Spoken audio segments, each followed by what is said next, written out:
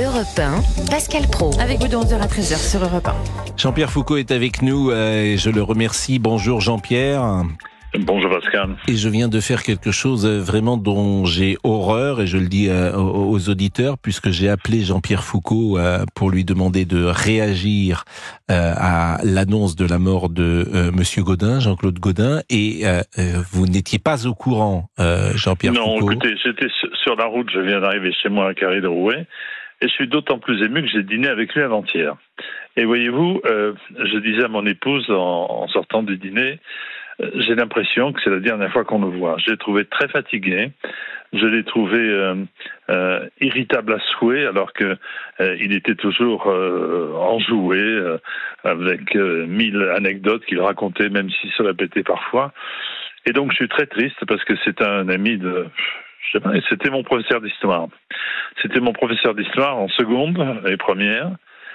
Puis ensuite, nous nous sommes liés d'amitié et depuis, en quelque sorte, on ne s'est pas quittés. Voilà.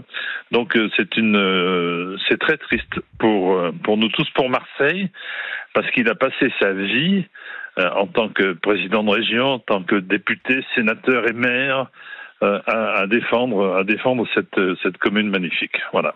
Il restera évidemment le personnage qu'il était. Il restera peut-être des choses concrètes qu'il a faites à Marseille, Jean-Pierre Foucault. Bien entendu, parce que lorsque vous vous promenez dans Marseille, d'ailleurs, il appréciait beaucoup le dire lorsqu'on se baladait avec lui dans Marseille. Il me disait, tu vois, ça c'est moi, ça c'est nous, ça c'est... on a eu du mal, etc.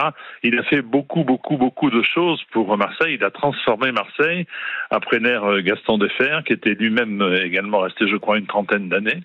Donc Marseille a évolué, a grandi. C'est vrai qu'on lui reproche beaucoup de choses. Il a eu un drame dans sa vie à la fin de son mandat, c'est la rue d'Aubagne. Vous savez, qui s'est écroulé, des immeubles de la rue d'Aubagne qui se sont écroulés. Et pour lui, c'était catastrophique. Il me dit, entre nous, il n'avait pas mérité ça, si vous voulez, bien qu'il ne fût pas responsable. Bon, mais voilà.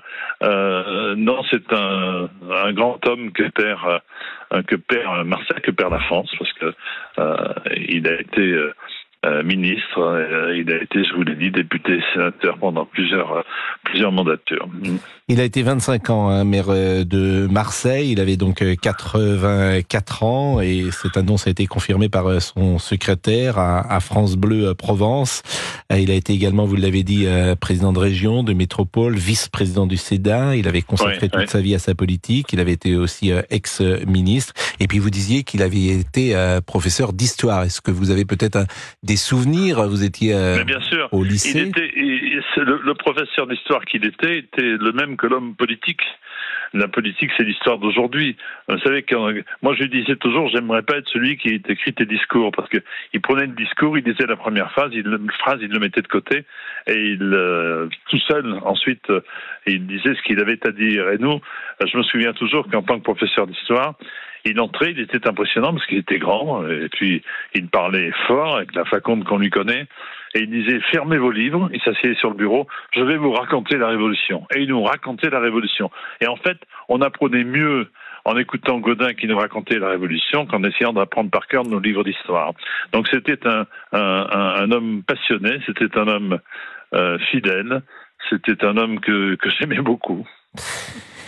Il était né en 1939 et son premier mandat était en 1965. Le jeune professeur d'histoire-géographie est élu au municipal sur la liste socialo-centriste menée à l'époque par Gaston Defferre. Il était indépendant paysan, si vous voulez. Il était indépendant paysan et c'était le plus petit conseiller municipal de l'ère Gaston Defferre. Il avait un tout petit bureau, et son rêve de ce jour-là, c'était de s'asseoir dans le siège de Gaston Defferre, ce qu'il a fait quelques décennies plus tard.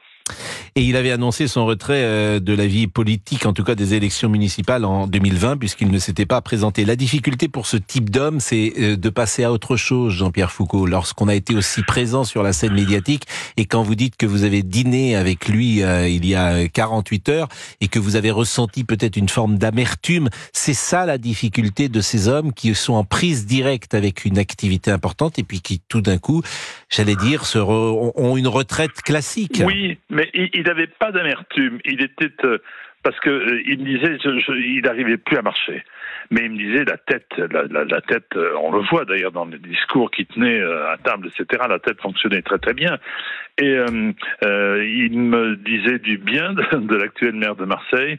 Il me disait s'entretenir de temps en temps avec le président de la République qui l'appelait. Donc il n'était pas, comment dirais-je, c'était un sage à qui on demandait encore conseil. Et il savait cela. Vous savez, moi j'ai toujours une anecdote. Un jour je suis allé, il y a pas très longtemps, il y a 1 an ou 2, je suis allé chez des amis à Mougins. Et je suis passé le prendre chez lui à Marseille. Et tout au long de l'autoroute, de notre parcours, il n'a pas arrêté de me donner les résultats des élections de telle commune, à droite de l'autoroute, à gauche de l'autoroute, savoir ce que ce personnage a fait, etc.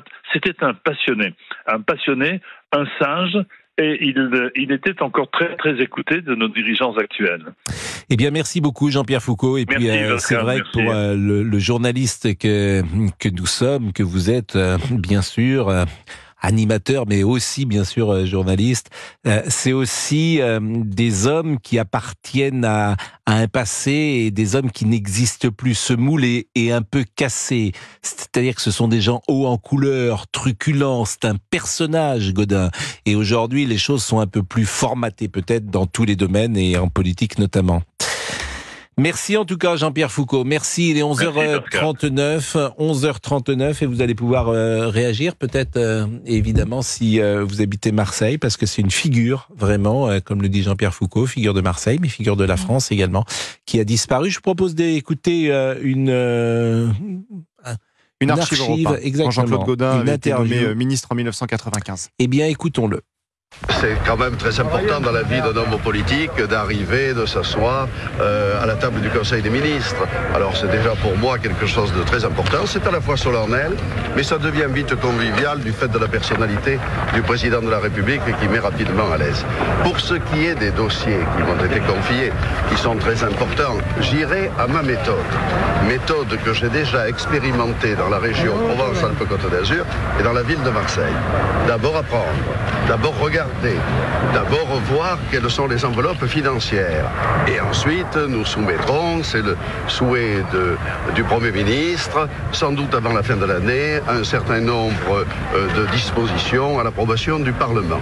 Mais d'abord, ça commence par le dialogue et la concertation. Tiens, c'est étonnant que vous ne disiez pas que c'est la méthode de Balladur. Alors écoutez, je crois qu'il faut s'appliquer, il faut travailler et je suis très heureux de pouvoir le faire. Nous sommes en 1995, la faconde, l'énergie, la voix de Jean-Claude Gaudin, le charisme en un mot. Je vous propose d'écouter peut-être une deuxième extrait d'une archive que Laurent Tessier a retrouvé ces dernières secondes. Ce soir, la ville a une nouvelle majorité, une majorité de rassemblement, une majorité d'ouverture, avec Renaud Muselier, avec les députés, nos amis. Nous allons tout mettre en œuvre, tout notre cœur, toute notre capacité pour faire changer cette ville. Nous avons en particulier 2 priorités, l'emploi et la sécurité. Et nous mettrons en œuvre tout ce que nous pourrons pour que l'on puisse, dans de bonnes conditions, préparer Marseille à l'an 2000. Jean-Claude Gaudin est mort. Si vous nous rejoignez à l'instant, il avait 84 ans. C'était une figure populaire, importante de la vie politique française, mais bien sûr de la vie marseillaise. Et vous entendiez ces quelques mots lorsqu'il avait été élu maire de Marseille en 1995. 11h42, la pause, nous revenons. Et si vous voulez réagir avec Pascal Praud de 11h à 13h sur Europe 1, un seul numéro, le 01 80 20 39 21. Et en plus, il est non surtaxé. À tout de suite sur Europe 1.